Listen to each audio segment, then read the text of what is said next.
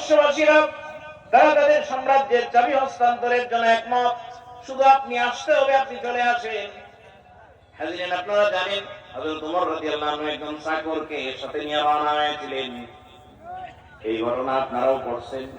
হযরত ওমর রাদিয়াল্লাহু আনহু চাকরকে পিঠের উপরে উঠায়া একবার রশি টানছেন হযরত ওমর, আরেকবার ওমর পিঠে বসেছেন, রশি টেনেছে চাকর। হাদিসের শেষ অংশটা বড়ই চমৎকার। পারস্যদের একেবারে রাজধানীতে প্রবেশের আগে পালাক্রমে রশি টানার ভাগ্য পড়ে গেল হযরত ওমরের।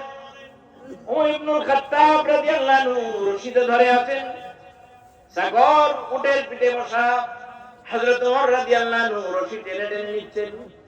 আবু উবাদা ইবনুল জাররাহ ওই জায়গায় আগে থেকেই রেডি হয়ে আছেন, লাল গালিচা সম্বর্ধনা দিবে ওমরকে। হযরত